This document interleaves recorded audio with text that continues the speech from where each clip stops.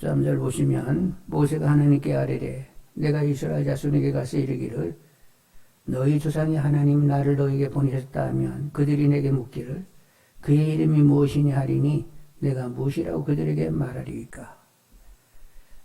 모세가 하나님께 말씀하기를 제가 이제 백성들에게 가가지고 하나님이 보내서 왔다고 하면 너를 보내신 하나님 이름이 뭐냐 이렇게 질문 던지면 제가 뭐라고 대답을 하지요? 하면서 하나님 이름을 알자고 했습니다.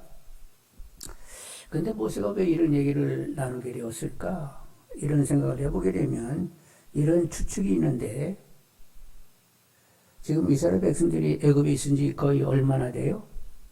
430년 동안 이렇게 있다 보니까 애굽에 이렇게 그런 종교 문화에 젖어가게 되는 거죠. 그런데 애굽인들은 신이 몇이나 돼요? 8명이 있습니다. 8명. 그래가지고 애굽인들은 신께서 나를 보내가지고 대원케 했다 이렇게 얘기하면 8명 중에 누구지? 하고 이렇게 묻게 되어 있어요.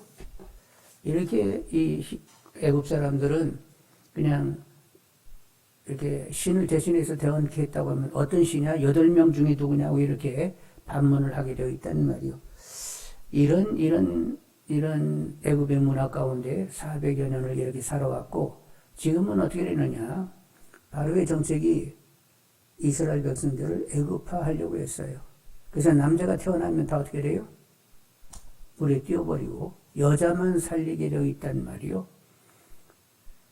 이렇게 되다 보니까 이제 이스라엘 백성들도 그런 이렇게 누가 보낸 사람이냐, 누가 보낸 어떤 신이 보내느냐, 그 신의 이름이 무엇이냐, 이렇게 물을 수 있는 가능성이 있어서 모세가 하나님께 제가 하면 누가 보내 어떤 이름의 하나님이 보낸 거지 이렇게 질문하시는데 그러면 뭐라고 대답하지요? 이렇게 얘기가 된 것 아니냐, 이제 추측인 거예요.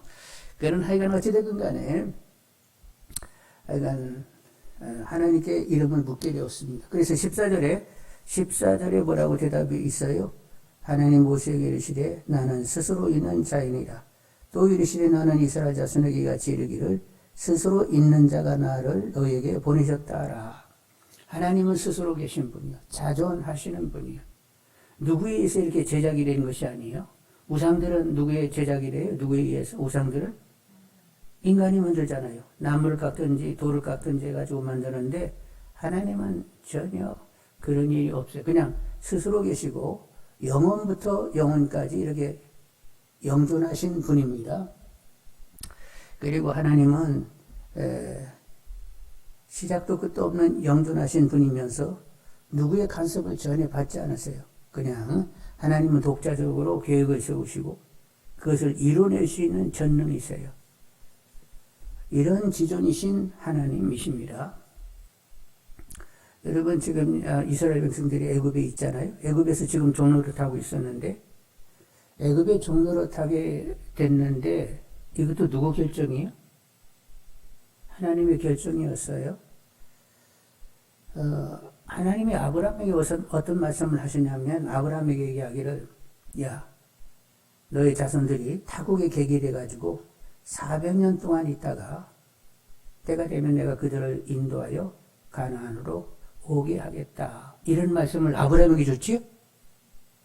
그런데 아브라함에게 이런 말씀을 하시는데 정말로 타국에서 개길에는 애굽에 내려가서 개길했는데 누구 때 그런 일이 일어나요? 요셉 때. 요셉은 아브라함의 증손입니다. 아브라함의 증손 요셉 때에 이제 요셉이 총리가 되고 흉년에 있었을 때에 야곱의 집 식구 70인이 애굽 고센에 내려가서 살게 되지요. 그래서 이제 거기서 이제 400년 이렇게 살게 되는데 하나님이 아브라함에게 이제 너희 자손이 타국에 개길해가지고 400년 있다가 이제 나오게 될 거야. 이럴 때 아브라함이 그 앞에 있을 그림을 쫙 그려냈어요. 하나님 말씀하시니까 말씀하시는가 보다. 그림은 없죠? 그냥 하나님이 저렇게 말씀하시니까 뭐가 이루어지긴 이루어지겠네. 이 정도지. 아브라함은 아는 것이 없어요. 그런데 하나님은 이미 당신의 계획 가운데 그런 계획을 세우시고 그렇게 진행할 것을 하나님 당신은 아시잖아요. 아무도 모르는데 누구는 안다고? 하나님이 결정하시고 하나님은 아세요. 그래서 하나님께서 그렇게 일을 도모하시는 분이죠. 자, 하나님은 어떤 분? 스스로 존재하시고 영존하시고 초월하여 계시고 독자적으로 계획하시고 당신의 능력으로 일을 처리해 가시는 전지하신 하나님이시죠. 근데 그분을 여러분은 누구라고 불러? 아빠, 아버지, 뭐 이러고 부르네. 그러니까 여러분 아버지가 보통 분이 아니지요? 그런 분을 아빠, 아버지라 부르면서 그분의 이렇게 자녀로 살아가게 된다는 것, 이게 보통 일이 아닌 거예요. 이게 보통 일이 아니야. 그래서 내가 하나님의 아들, 딸이 됐다는 것을 엄청나게 귀하게 생각하시는 분들이 되기를 원합니다. 근데 이제 사람들이 아차하면 너도 뭐 자녀, 너도 아들, 너도 하나님의 딸, 뭐 세고 센 것이 뭐 하나님 아들, 딸, 뭐 이래서 뭐 별로 하나님의 아들, 딸은 이름이 이렇게 크게 다가오지 않는데 정말로 성경을 제대로 보고 성령을 의뢰하고 말씀을 깊이 묵상하는 사람은 아니 그런 하나님의 내 아버지가 됐다고 세상에 이런 영광이 어디에 있어? 그럼 나 어떻게 살아야 되는겨? 그러면서 높은 가치감을 가지면서 정말로 처신을 바로하면서 존귀하게 살게 되는 거죠. 그러면 내가 하나님을 아버지라 부르고 아들, 딸이 됐다는 사실을 크게 높은 가치감으로 받아내시는 분들이 되시고 정말로 처신할 때 하나님 이름이 높아지도록 살고자 하는 분들이 되기를 원합니다. 그리고 이제 하나님은 한번 약속하시면 어김없이 그대로 지키시는 분이요. 그래서 이제 15절을 보셔야 되겠는데 15절. 하나님이 또 모세에게 이르시되 너는 이스라엘 자손에게 이같이 이르기를 너희 조상의 하나님 여호와 곧 아브라함이 하나님, 이삭이 하나님, 야곱이 하나님께서 나를 너에게 보내셨다라. 이는 나의 영원한 이름이요 대대로 기억할 나의 칭호이라. 하나님은 이제 당신을 이렇게 얘기할 때 아브라함이 하나님, 이삭이 하나님, 야곱이 하나님이다. 이렇게 자기 이름을 이렇게 소개하게 되는데 이 이름을 이렇게 듣다 보면 하나님이 택하시는 분이구나. 아브라함을 택하고 이삭을 택하고 야곱을 택하여 이스라엘의 조상되게 하셨네. 하나님이 이렇게 택하시는 하나님이요. 그리고 이제 또 약속하시는 분이요. 아브라함과 이삭과 야곱에게 무슨 약속을 했어요? 너희 씨로 큰 민족을 이루게 될 것이다. 그리고 천한 만민이 그 씨로 복을 받게 될 것이다. 이런 얘기를 했잖아요. 그래서 아브라함이 하나님, 이삭이 하나님, 야곱이 하나님이면 하나님은 택하시는 분이고 약속하시고 그리고 약속하신 것을 종래에 지키시는 하나님이라. 이제 우리가 이렇게 생각이 드는 거지요. 타국이 계기했다가 이제 가나안 땅을 차지하리라. 이 말씀도 약속의 한 부분입니다. 본 약속은 너희 시로 큰 민족, 너희 시로 천한 만민이 복을 받게 하겠다. 이게 먼저 이제 우선해서 약속이 됐는데 나중에 첨가되기를 계기되었다가 돌아오면서 가나안을 차지하게 될 때에 이제 그렇게 큰 민족이 되겠다. 이렇게 나중에 첨언이 됐습니다. 그런데 이제 때가 되니까 하나님께서 약속을 지키기 위하여 모세를 태어나게 하시고 이제 또 나이 80이 됐을 때 이렇게 부르셔서 네가 애굽에 종살이하고 있는 하나님의 백성을 인도해내라고 이렇게 명령이 주어지게 된 거예요. 여러분 이런 모든 일련의 과정 다 누가 다 하세요? 스스로 계신 자께서 누군가 상의하지 아니하시고 단독으로 택할 자를 택하시고 믿음의 조상들을 삼으시고 약속하시고 그리고 애굽에 내려가게 하시고 때가 되니까 모세를 보내가지고 애굽의 백성들을 이렇게 이끌어내서 가나안으로 이렇게 데려오신다는 말이요. 사람들은 하나님의 일을 어떻게 생각할 수 없어요. 그런데 하나님은 앞일을 이미 당신이 계획했으니까 다 아시고 무슨 일이 이루어질지 어느 때 누가 태어나고 무슨 일을 해야 될지를 다 이렇게 아시면서 전체를 섭리적으로 이렇게 경영해 가신다는 말이지요. 그런 하나님이 우리 삶도 어떻게 해요? 그런 하나님이 우리 삶도 어떻게 해요? 우리 삶도 있게 했어요. 그분이 있게 해서 이렇게 태어나가지고 한때를 살게 되잖아요. 그리고 이 한국 땅에 태어나가지고 봉안교회 다니게 된 것도 누구 결정이요? 여러분 결정 아니에요. 하나님이 결정하시고 이렇게 믿음 생활을 하면서 하나님의 뜻과 그 계획이 이렇게 이루어지는 삶을 여러분들이 살고 있는 것입니다. 하나님이 택하여 자녀 삼으시고 그리고 거룩하고 흠없는 자녀가 되도록 하나님이 그렇게 계속 섭리적으로 여러분의 삶을 경영하고 있다는 말이요. 그래서 우리는 늘 기도할 때 어떻게 기도해야 돼?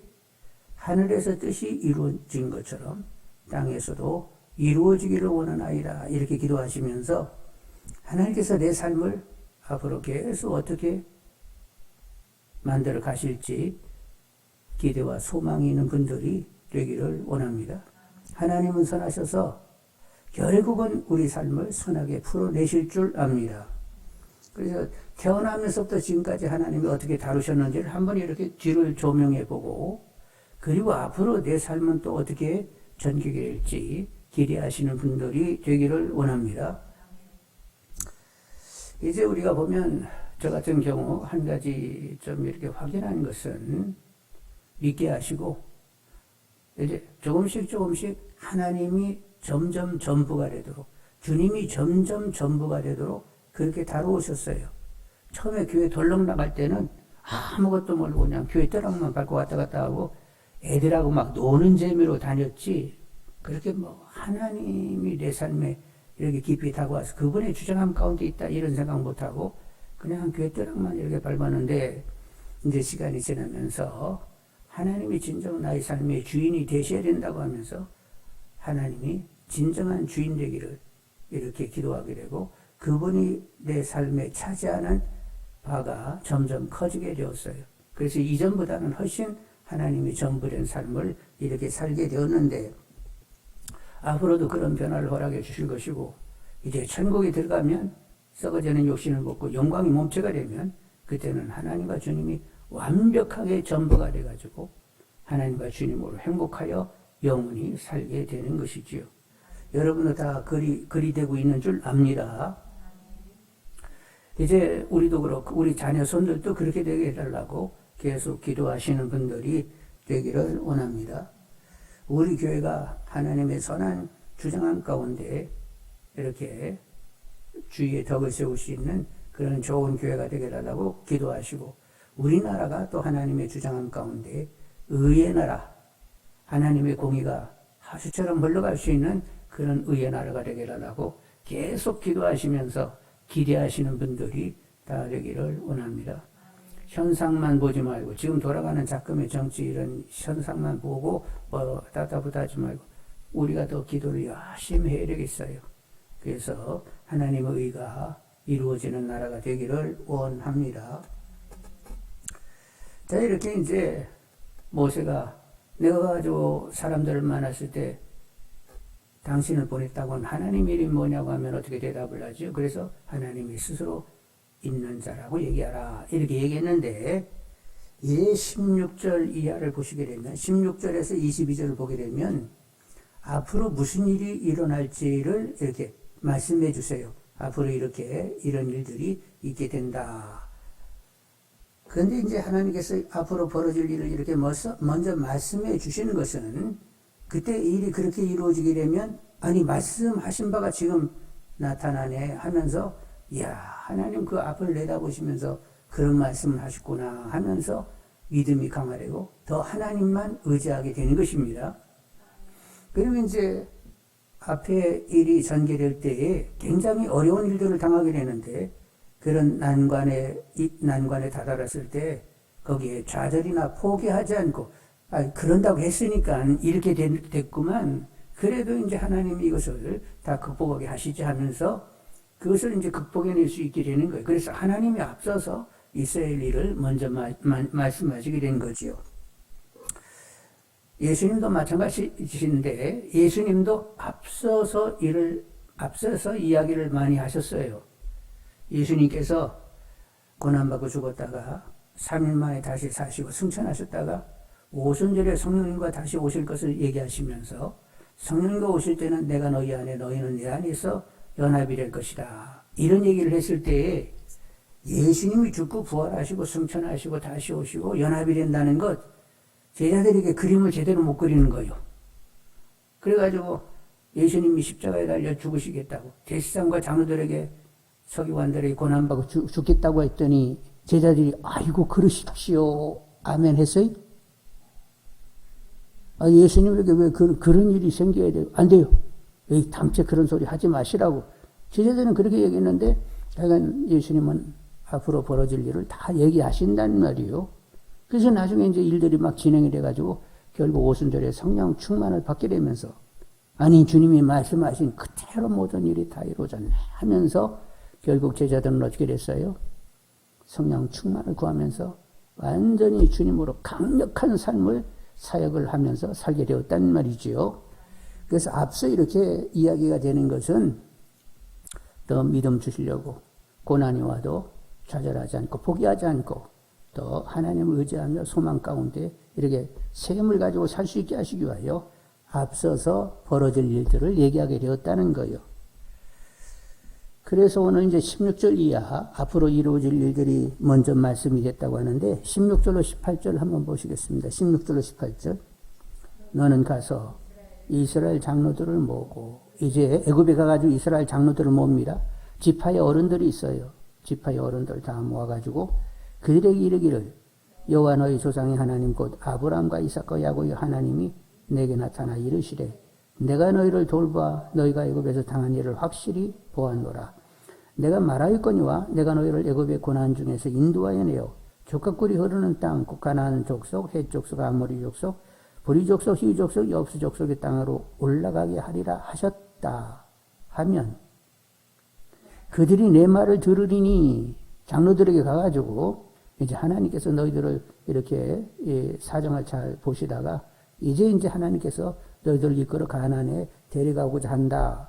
이렇게 얘기하면 그들이 내 말을 듣는다.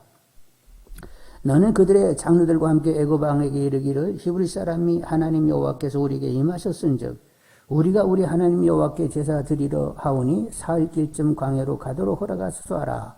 이제 장로들이 하나님이 내게 임했고 이제는 가나안 땅으로 당신들을 하나님께서 이끌어가기를 원하신다면 들을 것이고 들은 그 장로들을 데리고 바로에게 가가지고 우리가 광야 사흘길에 나가서 하나님을 제사 드리겠다고 그렇게 말을 하라.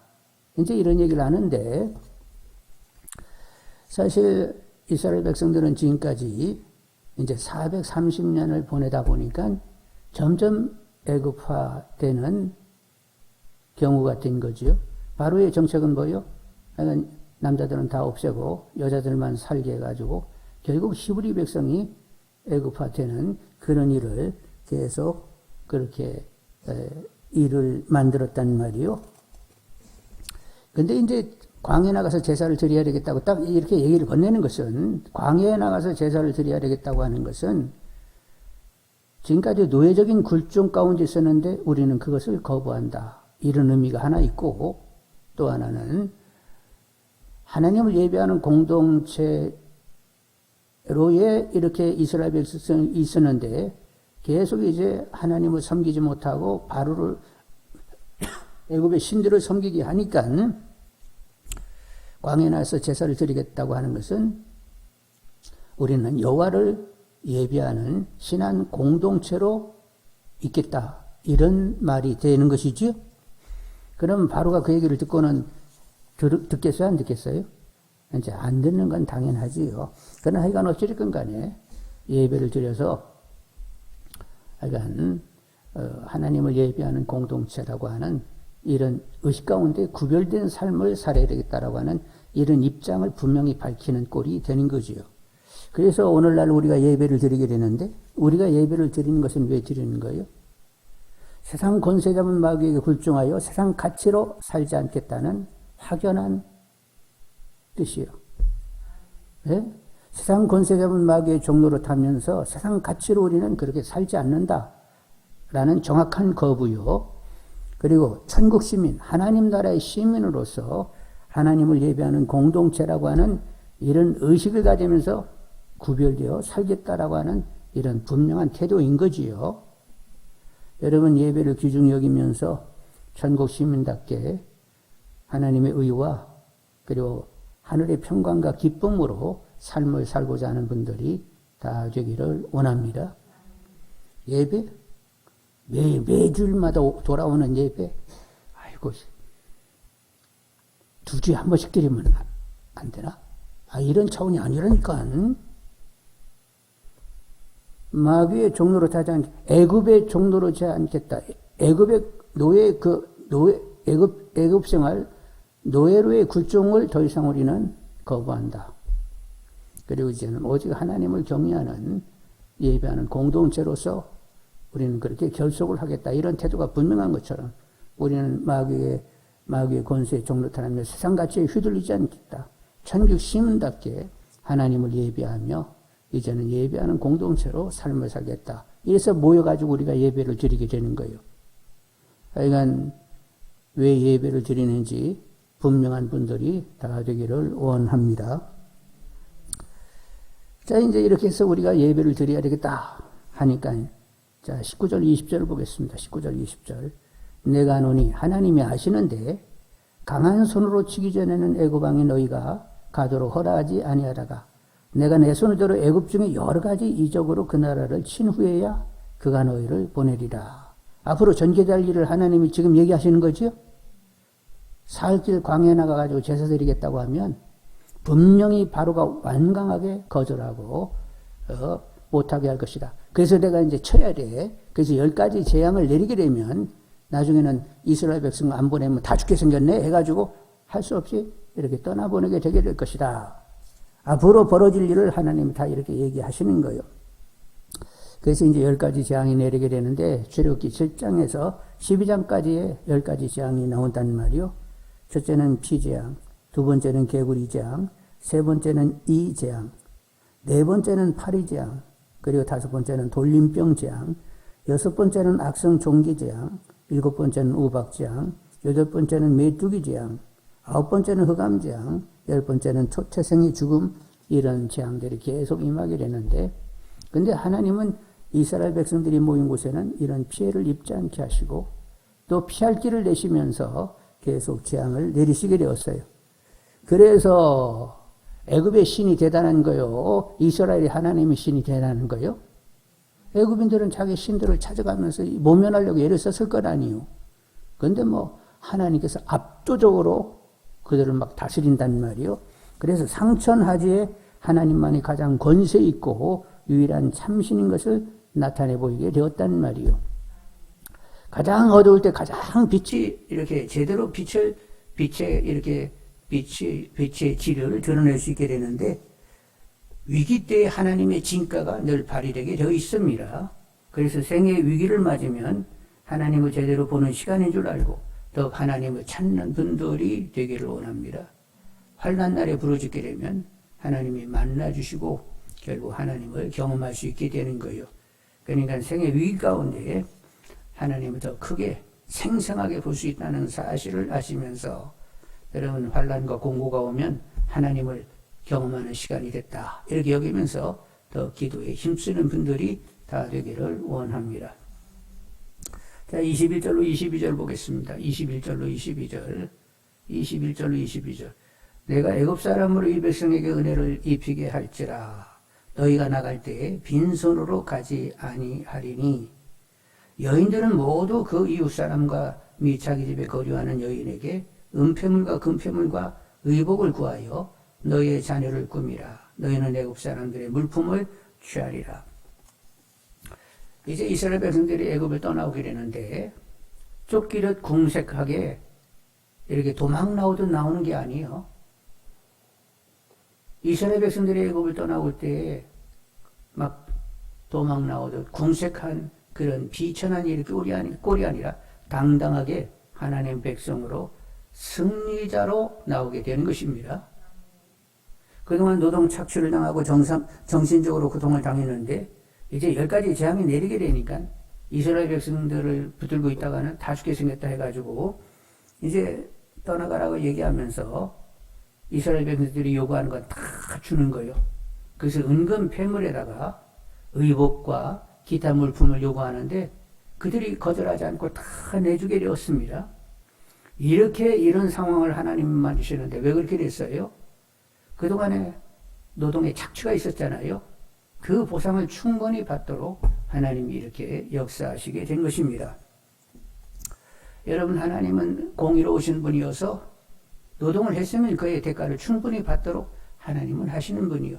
그래서 이스라엘 백성들이 오랜 동안 종노를 했으니까 충분한 그 대가를 받을 수 있다 해가지고 물품을 요구해서 다 받도록 했어요. 여러분, 사도 바울께서는 이제 사도 바울 당시에도 예수 믿는 사람들 가운데는 노예도 있고 종들이 있었는데 그들에게 이런 권면을 합니다. 너희들이 육신의 상전에게 눈가림으로 하지 말고 성실함으로 일을 감당해라. 그러면 그 주인이 너희들에게 잘 대하지 않는다 할지라도 하나님 보시고 다 갚아주신다. 이런 말씀 하셨지요? 그래서 우리는 직장 생활을 할 때 성실해야 돼요. 보든 안 보든 성실해야 돼. 그러면 누가 보상해 주신다고? 하나님이 보상을 해주는 거예요. 성실하게 지내면 주인의 눈에 띄어서 보상받을 수 있고 주인의 눈에 뜨지 않는 까다로운 주인 같으면 이직을 시켜서라도 보상을 해주시는 하나님이십니다. 그러니까 하나님의 이름으로 성실해야 돼요. 그래서 예수 믿는 사람들은 다 성실하다 이렇게 인정이 되어야 된다는 말이요. 그래서 우리는 약간 보든 안 보든 성실한 이런 면을 보여서 하나님의 보상이 있어지는 분들이 다 되기를 원합니다. 자, 그래서 이제 물품을 다 받아가지고 나왔는데 여러분 이제 광야에 나와가지고 성막을 지키려 했어요. 성막을 지을 때 떡상도 만들고 촛대도 만들고 향단도 만들었는데 법궤도 만들었는데 그거 금으로 다 이렇게 씌웠습니다. 조각목으로 만들면 전부 다 금으로 다 이렇게 다 씌웠는데 그 금이 어디서 나왔대요? 네? 광해 가지고 막 신해산 막 다 쥐어가지고 막 그 어디 광석이 없는가 다 쥐어가지고 녹여가지고 그렇게 만들었다는 거요. 애굽에서 나올 때 달라고 해가지고 그거 가지고 나중에는 결국 성막 안에 그 기물들을 만들었다는 거예요. 그러니까 하나님이 그것까지도 다 이미 계산이 된 거예요. 성막에 만들어질 것을 생각하시면서 그 성소의 기물을 만들려고 하면 은금이 필요하다고 생각을 하셔서 이 물품을 달라고 하고 결국에는 이제 그것 가지고 만들게 다 되었던 거지요. 처음에는 막 은금 폐물을 달라고 해서 줬더니 나 막 금이 생겼네 하고 그냥 좋아했겠지. 근데 나중에 그것이 그렇게 성막의 기물을 만들 때 그것이 씌어지리라고 하는 생각은 아직은 못했지. 근데 하나님 거기까지도 이미 다 생각이 미치셔가지고 그렇게 물품을 달라고 했던 거예요. 여러분, 성막 안에는 떡상이 있고 촛대가 있고 그리고 향단이 있고 안으로는 법궤가 있다고 하는데 이제 우리가 이제는 하나님 임재하시는 장소가 되었어요. 하나님의 전이 되었습니다. 그래서 우리에게는 뭐가 필요해요? 금보다도 귀한, 금보다 더 사모할 말씀을 가지시는 분들이 되시길 바라고. 그리고 이제 우리에게는 다시 없이 생명과 같은 기도가 필요한 것이고, 그리고 은혜와 진리의 말씀에 빛을 발할 수 있는 성령의 역사 가운데 은혜와 진리의 말씀을, 은혜와 진리를 이렇게 바라는 가운데 자녀의 영광을 가지는 우리들이 다 되어야 된다는 말이요. 늘 말씀 기도에 창림하고 은혜와 진리로 삶을 사시는 가운데 우리가 하나님이 임재하기에 아주 좋은 장소이기를 원합니다. 그래서 항상 하나님의 임재 경험이 있는 분들이 되기를 원합니다. 내 안에 하나님이 오셨지 하고 이렇게 감히 확연한 분들이 되셔야 되겠어요. 이 임재 경험이 계속적으로 나타나는 이런 은혜로운 분들이 다 되시기를 원합니다. 하나님을 바로 알고 하나님을 바로 섬기면서 하나님의 뜻이 이루어지는 삶을 살고 있다. 이런 확신 있는 분들이 되기를 원합니다. 이제까지 나에게 변화를 허락하신 하나님께서 앞으로 죽을 때까지도 변화를 계속 허락해 주실 것을 기대하는 분들이 되기를 원합니다. 하나님은 선하세요. 모든 것이 합력하여 선이 되게 하십니다. 결국은 하나님을 생생하게 누리는, 하나님을 기뻐하고 즐거워하는 그런 자녀가 되도록 우리를 주장하시는 거예요. 네? 누가 하나님을 기뻐하고 즐거워해야 돼요? 하나님을 알지 못하는 사람들이, 하나님을 안다는 자녀들이 하나님을 기뻐하고 즐거워해야 되는 거예요. 그게 가능한 거예요? 어려운 거예요? 가능하니까 얘들아 항상 하나님을 기뻐해요. 호흡이 있으면 하나님을 찬양해요. 이렇게 얘기하는 것은 하나님을 기뻐하고 하나님을 즐거워하며 하나님을 누리며 살라는 거요. 하나님 우리를 부르실 때는 그래서 부르신 거요. 그러니까 항상 기뻐하고 하나님을 즐거워하고 나는 하나님으로 행복한 사람, 이렇게 결정나는 분들이 다 되기를 원합니다. 하나님은 되게 생생한 실제에 이어야 된단 말이요. 그분의 임재가 항상 경험되는 분들이 되기를 원합니다. 그런 경험이 많은 분들이 되기를 원합니다. 어떤 분은 하나님이 임재할 때 막 뜨끈뜨끈 마음 막 심령이 뜨끈뜨끈해진다는 사람도 있고, 어떤 사람은 막 시원해진다는 사람도 있고, 하여간 다양한 어떤 임재 경험들이 있는데, 하여간 여러분 심령이 깨끗하길 바라고 하나님의 내 안에 임재하여 나를 주장하심이 분명하다, 이렇게 확연한 이런 심령들이 다 되시기를 원합니다. 하나님을 기뻐하고 가끔씩 항상 그렇구나. 호흡이 죽은 자는 찬송하라, 호흡이 있는 자는 찬송하라. 호흡이 있으면 항상 하나님을 즐거워하면서 하나님을 누리는 재미로 나는 산다가 되어야 된다는 말이요. 이렇게 하나님께서 오늘 당신의 이름을 알려주시고 그리고 앞으로 되어질 일을 말씀하시면서 더 믿음으로 살 수 있도록 그렇게 하나님이 모세와 백성들을 다루고 있는 것을 보게 되었습니다. 이제 같이 기도해야 되겠습니다.